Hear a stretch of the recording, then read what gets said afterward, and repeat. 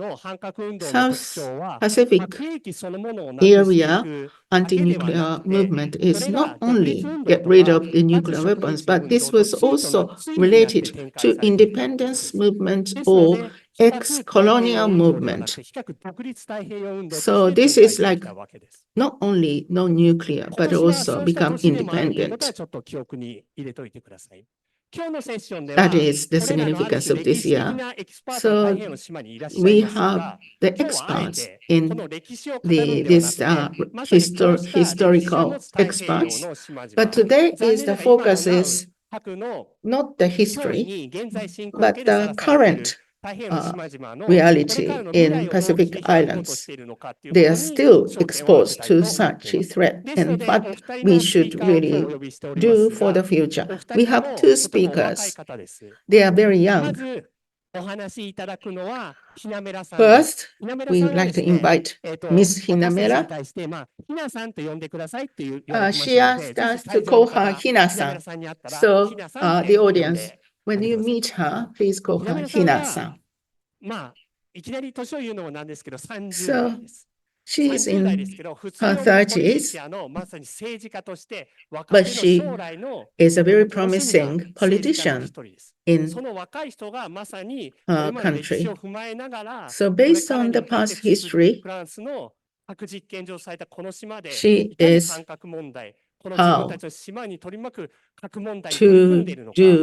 how she's engaged with anti-nuclear movement. This is what we'd like to start our session. That's all myself. So Ms. Hinamoeura, please. Hinamoeura-san, please.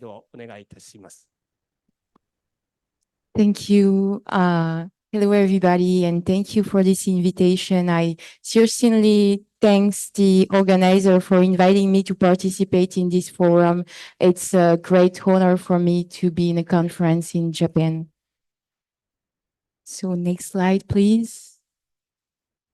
In this presentation, I will first like to shed light on the geographical and historical context of French Polynesia, as Seiichiro presented also, then present the consequences of the nuclear legacy, and also share with you my personal journey, and finally, the key actions to be undertaken for justice. Next slide, please. So as he said, we are located in the south of the Pacific Ocean. Next.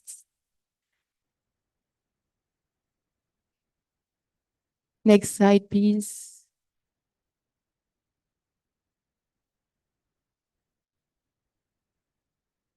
Thank you. So our territory consists of 118 islands spread over a territory as vast as Europe. Next slide. And France decided to choose two atolls on the right, Moruroa and Fangatofa, to conduct the nuclear bombs. Next slide, please. Thank you. So from between 1966 and 1996, 193 nuclear bombs were detonated in French Polynesia, 47 atmospheric tests, and 146 underground and lagoon tests. And in 1968, one of these bombs was 150 times more powerful than the one dropped on Hiroshima. Next slide, please. Here are personal photos. In the top left photo, I'm in my mother's arms in 1988, the year I was born, while nuclear tests were still ongoing in my country. In the bottom right photo taken in the 90s, I am swimming in the lagoon of Moorea. It's an island just near Tahiti, with my sister, unaware that nuclear tests continue in the Moruroa Lagoon. In the top right photo, dating to the 60s, you can see in the middle my grandmother surrounded by her parents with her first son and daughter. On these three photos, all the women developed illnesses, thyroid disorders, thyroid cancer, and also breast cancer and leukemia. Next. So on our country, we face consequences on the environment, the health of the population and society, as well as an economy that has been completely disrupted. We have to deal also with all the cancer and also the question for how long the next generation will be sick because of 193 bombs. Next, please. So I'm gonna, just before, there were not a slide just before? No? Because on my computer, I have another slide. So I will deal with that. So I want to share with you my journey to explain to you how this struggle became the struggle of my life and how I have devoted my life today to this cause. So on the left, I have a sign around my neck that say diagnosed with leukemia for 6 years, 26 million in cost to our social security. Just to explain to you how much is this amount, it's around 34 million yens. And it was my first protest as an adult. It was very difficult for me because I was ashamed to share to people that I'm sick. I don't know how to explain this feeling, but it wasn't easy for me. And on that day, I spoke publicly about my illness and also my fears for my son because I was already a mother. And with the discoveries I had made with all the cancer in our family, I felt as though I had poison in my blood. So in the same year, in October 2019, I decided to travel to New York. Standing before the Fourth Commission of the United Nations, I denounced the 193 nuclear bombs. I spoke of the women in my family affected by radiation-linked illnesses. I shared my own diagnosis of leukemia at the age of 24 years old, and the burden these nuclear bombs had placed on my health, my family, and my people. I also highlighted a harrowing truth. For 30 years, we were friends guinea pig, its lab rats, as I stated in my speech. Next, please.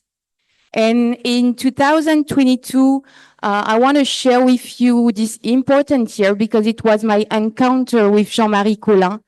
He is the director of ICANN France. It was a turning point in my activism. Thanks to him, I had the opportunity to participate to the first meeting of state parties to the TPNW. And attending this meeting made me realize many things. And also it was the first time that I have met some affected communities. The first one was Hibakusha. And at this time, I knew that maybe that were a link between my cancer and the nuclear bombs, but I wasn't sure because of the propaganda in Tahiti, because also of the lack of education. So this sharing with all the affected communities really opened my mind and really made me understand all the impact on the people, the health consequences. And during this meeting, I realized that political engagement will give me more tools to fight for nuclear justice.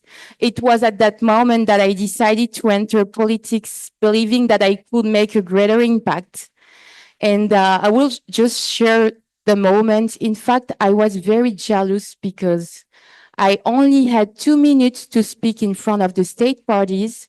So just 2 minutes to explain what happened to my country was very, very short, like only explaining where is French Polynesia. It took 1 minute. So I was very frustrated and jealous to other people that has 20 minutes to speak. So I thought to myself, maybe I will have more power if I go into politics. I was jealous also because I wasn't able to go to some private meeting where big decisions were taken. So I came back to my country and I applied for to being a member of the parliament. So next, please. In 2023, I become a member of the parliament of French Polynesia. And my first legislative action was a resolution in support of the TPNW, which was unanimously adopted by all the 57 representatives. It was a historic vote for French Polynesia and a powerful message to France, which does not recognize this treaty, and also to the international community. It underscored French Polynesia's commitment to the abolition of nuclear weapons and also the universalization of the TPNW. And that same year, next please, in November 2023, I had the honor of receiving the Nuclear Free Future Award. So it was, I wanted to share because it's a great motivation for me to continue to this struggle and to educate people for a world free from nuclear weapons. Next, please. And as a parliamentarian now, I had the honor also of signing the parliamentary pledge in Lyon at the headquarters of ICANN France. And this act really straightened the connection between our local fight in Polynesia and the international efforts to abolish nuclear weapons. Next, please. So today, my actions are very diverse. I also distinguish between local actions, meaning those in French Polynesia, and international actions. In French Polynesia, we really have to raise awareness. Like I said, there's a very big lack in education, but today is changing. We have to learn what happened to our country to the next generation. It's also seeking justice, improving healthcare resources, and advocating for fair compensation. Next, please. And for the key initiative, for me, we have to distinguish yes, thank you. We have to distinguish the local initiative and also the international efforts. And this conference is for me an international efforts. It's not in my country, I think, that I will make change, make friends help us more. I think it's more on international scene, denounce what they don't do. It's the way to make pressure on them. And in Tahiti, also, of course, is the support for nuclear victims, and I can count on the association. It's the oldest association in Tahiti. It's called Morua Etato. They are really helping the victim to, and also they are in a way to educate the youth, preparing them, preparing the next generation to continue the fight for truth and justice. And I want to share with you, it's not on the slide, but I thought about that this morning at 3 a.m. I'm an early Tahitian bird, and 3 a.m. in Japan is 8 a.m. in Tahiti, so I was already up. And I thought about some numbers that I want to share with you. In Tahiti, the big problem today, the urgence, is it correct to say that, is the healthcare. We don't have the healthcare that we deserve after 30 years as French guinea pig. So it's something that I denounce. I ask friends to help us more in terms of medical assistance, in terms of hospital. Many of our sick people have to go to France. And sometimes, you know, in Tahiti, we can be in swimsuit every day because it's very hot. We don't have winter. So sometimes imagine someone that live on a small island that just eat food from the coconut tree and from the lagoon, and then he discovered that he's sick. The next day he has to take a plane, 24 hours of plane to go to Paris, then arrives in winter. He doesn't speak French, only Tahitian. There's no one to translate. It's the reality for many of my people today because we don't have the hospital that we deserve. So I want to share with you some numbers. In 2023, France wasted 5.6 billion euros. So it's approximately 882 billion yen to modernize and renew its nuclear arsenal. which amounts to 1.67 million yen every minute in 2023. Also in 2024, for the preparation of the Paris Olympic Games, France allocated 220 billion yen to make the Seine River swimmable. So those amounts really outrages me, especially knowing that French Polynesia is in need of support in terms of medical assistance. So I really wanted to share with you those amounts, and maybe you have some friends that are ambassadors and I know other French ambassadors. So just saying them that message, maybe in United Nations, because sometimes I really feel that the Pacific Ocean or the indigenous people, their life just, we don't care, they don't care about that. Like for us, the ocean is really sacred. And I really think that for us it's just a nuclear dumping ground. A resident of Tureia, an island very near Moruroa, she said, do our lives count for less than those of France, that France has decided to conduct these experiments 100 kilometers from my island?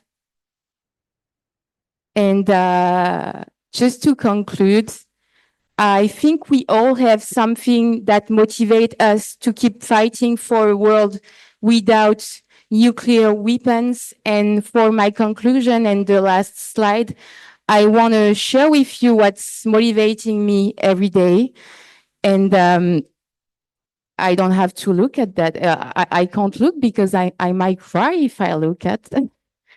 It's my two kids, my two sons. There's Anapanui, who is 13 years old, and my little baby, who will turn 2 years old next month.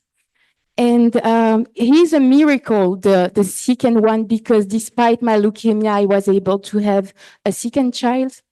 But it was also a question with my husband. With my first son, I wasn't sick at this time. I got the leukemia when he was 1 year and a half. But for the second kids, we thought, my husband and I, is it responsible to have another kid with the fear that he might be sick? Are we good parents to continue to have kids with the poison that we have in our blood?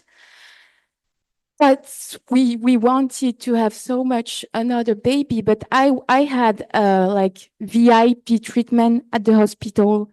I was at the hospital every month to see if the baby is okay, and thanks, he's a healthy baby. So I just want to conclude with those words. Our fight is not just about the past. It is about shaping a safer future for our children and generation to come. We carry the scars of these bombs, but we also carry the hope for a future where such tragedies will never happen again. As a mother, my greatest wish is to protect my children and ensure that the next generation grows up in a world free from nuclear weapons. Thank you very much. 宮村さん、ありがとうございました。そしたらすみません、スライドをもう一度私のスライドに戻してもらえますか。Thank you very much. それで、And please show my slide 今日 again. はこのセッションで Today, 最終的 at に this 皆さんに session, 考えていただけていろいろあり but ますけども、 I would like そう you した to 核 think 被害地、 various あるいは points. 核 The 被害 one 者に is 対して the 私たち一体何ができ nuclear るんだろうかって affected いうのを victims ぜひ考え and る、そういう those きっかけにして areas, ほしいと what 思って we こういうセッ can ションをやって do. います So I'd like you to で、次は start マーシャル諸島の thinking 話 about に行き that. ますが、 Now I'd like to move to その Marshall 平宮さんとお Islands. 話をお聞きしながら、 So 病気になって hearing も、がんになって Miss も、 Hiramena, フランス Hiramena-san, 本国に行かなきゃいけないんだっていうお and 話あったじゃない when です you か。 had cancer, you 実は have to 次に go お話 to をい France. ただくマーシャル The 諸島も next, 基本的に同じです。 this Marshall がんに Island なって is もマーシャル basically 諸島で手 the 術できな same いんですよ。 because フィリピ even ンと if you か台湾 become とか the ホノルル cancer, とか you に行く have to んで go すよね。 to the Philippines or Honolulu or somewhere else. That because there is no capacity to do the cancer treatment or operation in their own islands. So there has been a lot of gap between the nations. And on top of that, there is the damage by nuclear testing. So you might say, oh, we can send the medical machine, we can send the medical doctors. Well, that's not that easy. The reality is such a big gap exists in those countries. So we have to really think from that aspect too. Now I'd like to introduce to you David ANITOK. So he is from Marshall Islands. Because Japan also controlled or the Marshall Islands, this part of Marshall Islands. Marshall Island is the place that the United States had the testing. David is also a very famous politician. He is the youngest politician in Marshall Islands. So although he is very young, but he might touch on his speech. But the Marshall Islands has the woman president, and he has served as the special envoy for nuclear and human rights. So those are the themes that he is tackling with. So David-san, please. And from his slide. So David-san, please start when you're ready.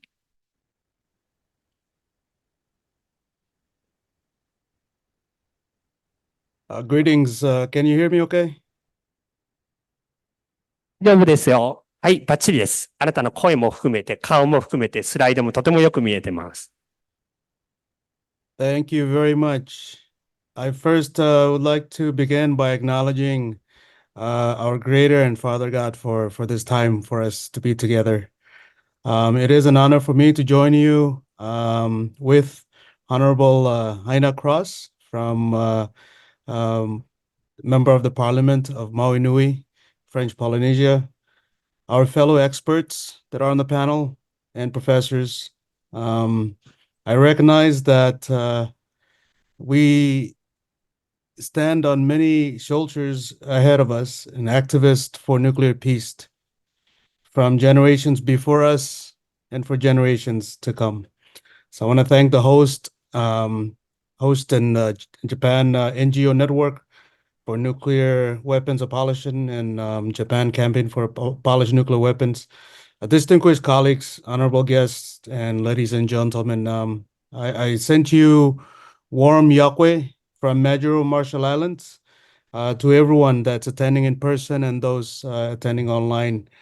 I'll be following the same presentation as before. I'll be talking about the consequences of the nuclear legacies in the Marshall Islands and the impact that continues today and efforts to address some of these impacts. I realize I only have 20 minutes, and so I'll do my best to be concise in this time. Once again, thank you very much for having us and inviting us to be part of this presentation. As shown in the previous slides by Brother Seiichiro, the nuclear legacy began between 1946 and 1958, where the United States conducted 67 no nuclear and hydrogen bombs over the Marshall Islands. The proven ground located in Bikini Atoll and Hinamoeura Atoll. So immediately people were forcibly have to be relocated before the testing began. So you can see in the photos here, apparently has already been shared by Seiichiro. People have to move from one location to another. Oftentimes they would go to islands with inadequate resources compared to where they were originally from. Rongelap Atoll people were exposed to radiation. This is Dr. Conrad, a fellow from the U.S. Atomic Energy Commission. And this is on Kwajalein, where people were moved to. And you can see in the photos some of the very disheartening views of what people were experiencing. Young children, women, and children especially were mostly affected. And similarly to our previous presenter, these acute radiation sicknesses and cancers from birth defects and other long-term problems and the radiation contamination continues to persist to this very day in our communities, and I have no doubt for futures to come. This is a map. This map shows the United States officially admitting 4 atolls were affected, mostly in the northern atolls. You'll see there Enewetak and Bikini, and there were people that were on Rongelap and Wutaruk that were exposed, along with Ailuk. This is where I represent, and Seiichiro and others have been here a number of times. But we have other places such as Likiep, Mejich, mostly in the northern islands. All were exposed, but once again, only 4 atolls were named exposed: Wutaruk, Rongelap, Bikini, and Enewetak. Yeah. This here is the census of people at Bikini before they had to relocate. This is on Bikini Atoll, and then where they move them into was Kele Island. So here up, you can see there was neighboring islands within the lagoon compared to Kele today, where the people are. It's completely isolated and by itself. It doesn't have any other islands next to it. So this damage area admitted by the United States, again, as mentioned, there was under compact of free association with the United States, Section 177, acknowledging all the damages caused by the nuclear testing program and established different measures to address health and environmental and financial consequences. Some of the key provisions for these consequences is the addressing of the resettlement, and it was meant to fund health programs, environmental remediation, and resettlements. And then the provisions of the Nuclear Claims Tribunals, which was established under the Compact Agreement, Section 177. The Nuclear Claims Tribunal was tasked with adjudicating claims for individuals and communities. A lot of the affected people from the nuclear test. And while the tribunals was awarded $2 million, $2 billion, the funding provided by the U.S. government was grossly insufficient, and the awards went unpaid. And the tribunal today is closed. Not one person awarded in those claims were ever paid completely or at 100%. So one of the first thing we're trying to do is, at least myself as a new member of the parliament for Nidijala and the Marshall Islands, I'm really advocating for what I consider a low-hanging fruit for us to be able to come up with these claims and pay off at least the adjudicated awards for personal injuries. This will really help people as they continue to find end meets for these loss and consequences.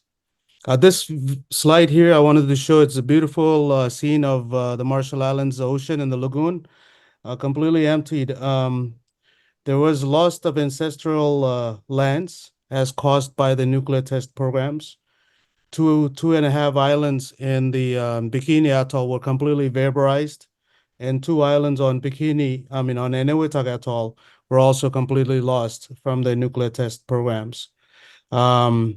And the consequences apparently has been very disheartening for people have to move, even as mentioned by Honorable Haina, if I may.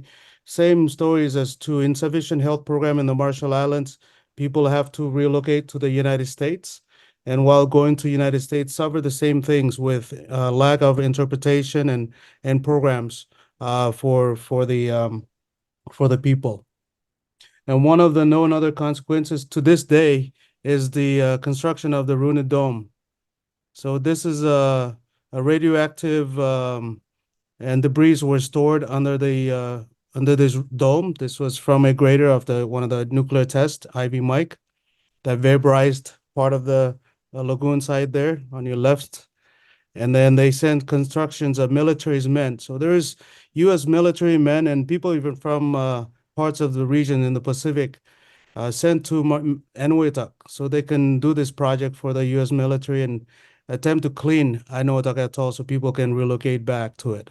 About 4,000 U.S. veterans that were never recognized by the veterans program as well are continue to suffer to this very day from their projects there in the cleanup project.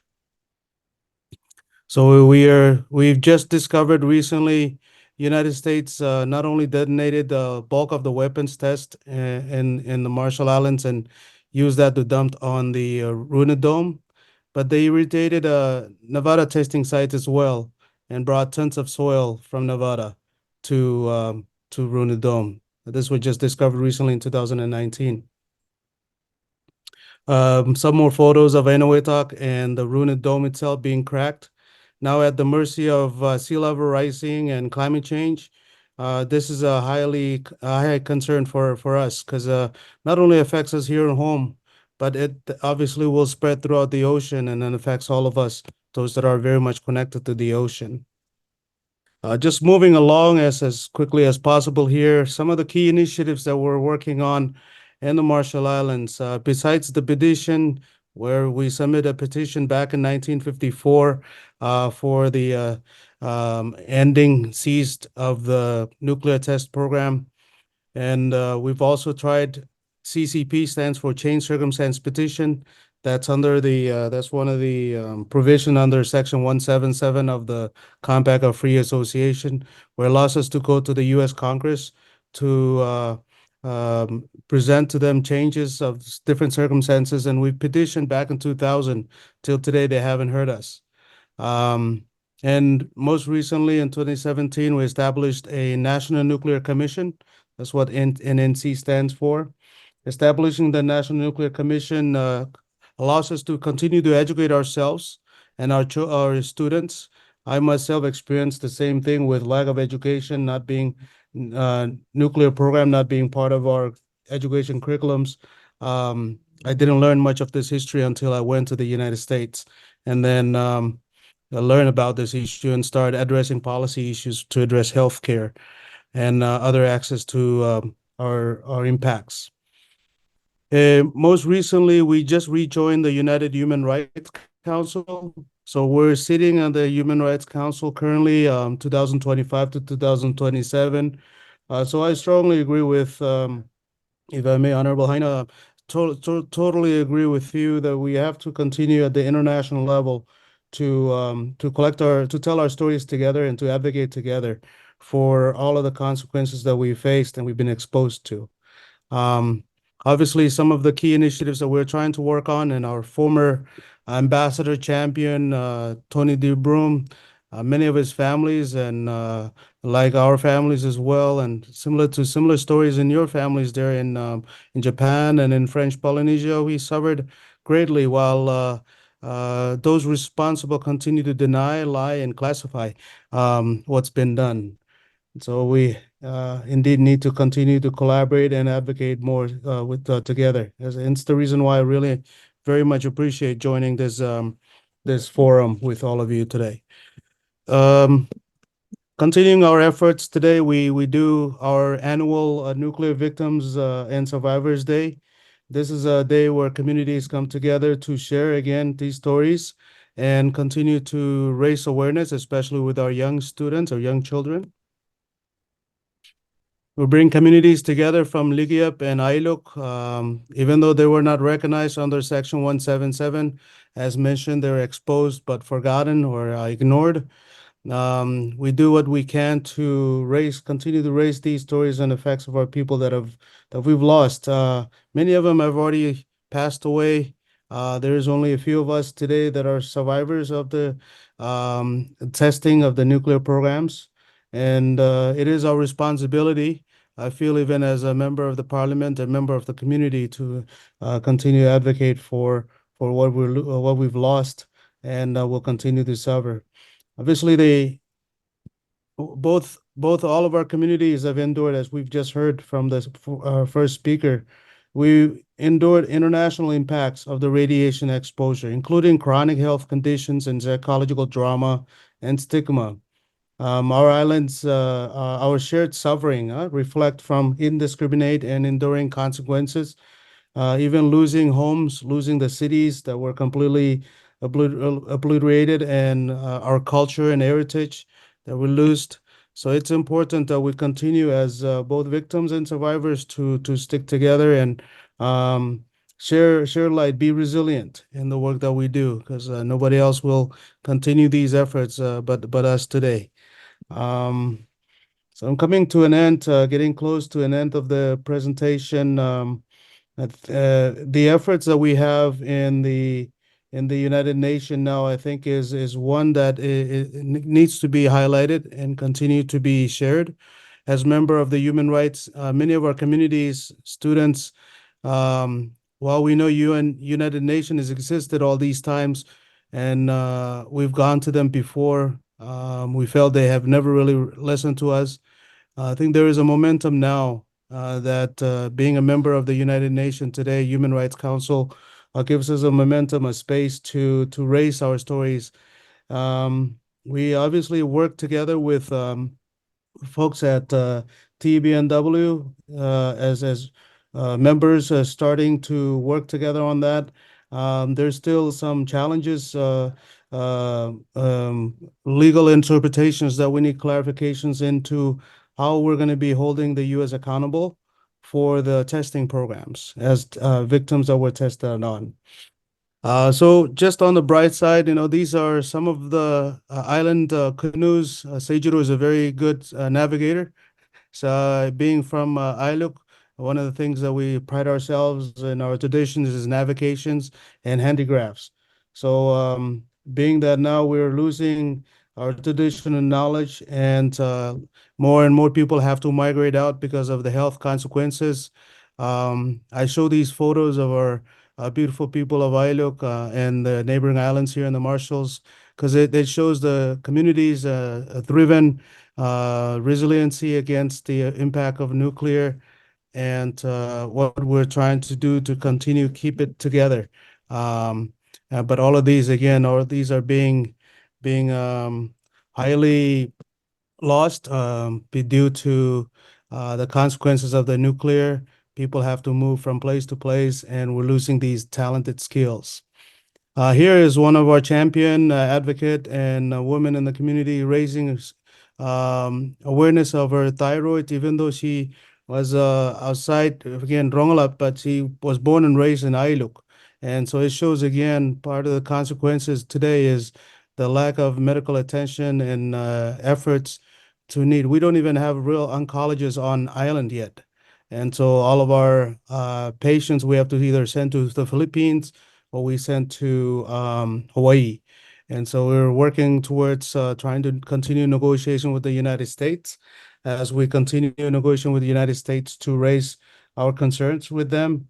But no doubt navigating at the International Forum for Justice for not only the Marshall Islands, but for Japan and for French Polynesia and all of our communities across the Pacific Ocean and Asia, we have to come together to, again, hold these nuclear power countries accountable, and be happy to be a part of that, continue to share how this is exaggerated. One of my favorite quote by President Hilda Heine is, "This is exaggerated by the U.S. not being honest." So honesty, coming clean is important. Reconciliation from what happened, extending radiation and lingering effects of U.S. nuclear testing program would have on our lives, ocean and land. And U.S. not willing to address these issues, or those responsible not willing to address these issues, I think is where we need to work together on to continue shedding the light on the matter. So that's the end of the slide. My apologies if connection has been unstable. I thank you very much for your attention, and be happy to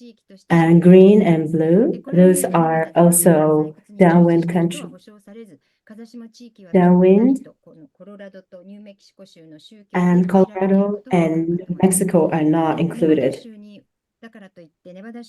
And just because in Nevada also 1972年以前は採掘量 Before が少なかったのと、 1972, 埋蔵量が多い there 方が was some uranium. 1970年代後半ということで、 And in the late 1970s, Rika, because of this, Nevada is not really covered. に従事した人が条件となっています。で、なぜこの1972年かと言いますと、 So why 72年に安全基準 1972? が厳しくなって、 This is when the safety standards was raised and the work environment was improved.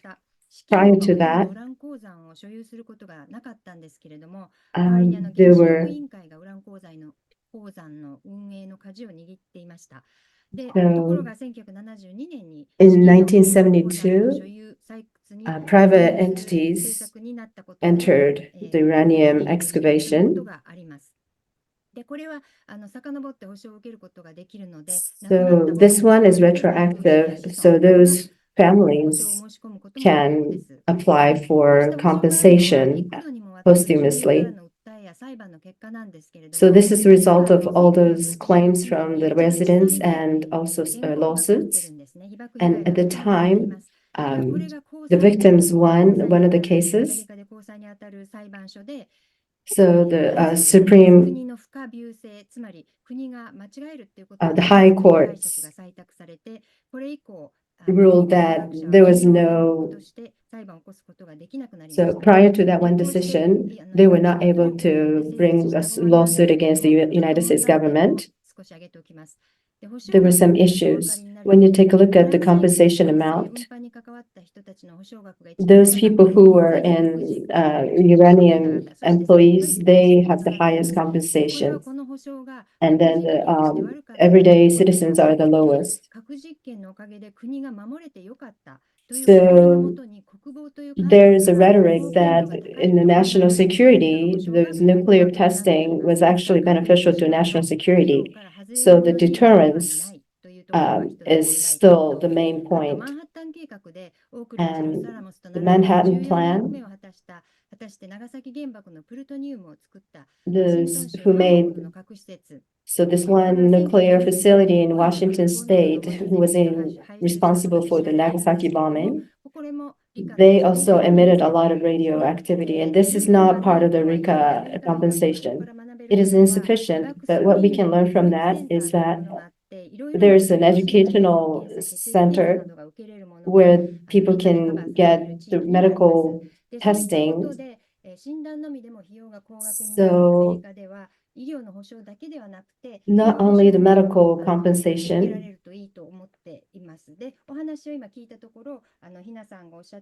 as Hina said before, even in French Polynesia, there's a strong need for medical care. But it's important to let people know about this situation. And she talked about the educational program. How do you enforce this? Are you making a new curriculum, or just as in the US, are you making the original centers? I would like to ask you. And also for David, I have another question. So you said military is involved in decontamination. I had a previous student who was from the Marshall Islands, and the student didn't know anything about it. So if you could talk about the affiliation with the US military. Thank you very much. はい、宮本由紀さん、ありがとうございます。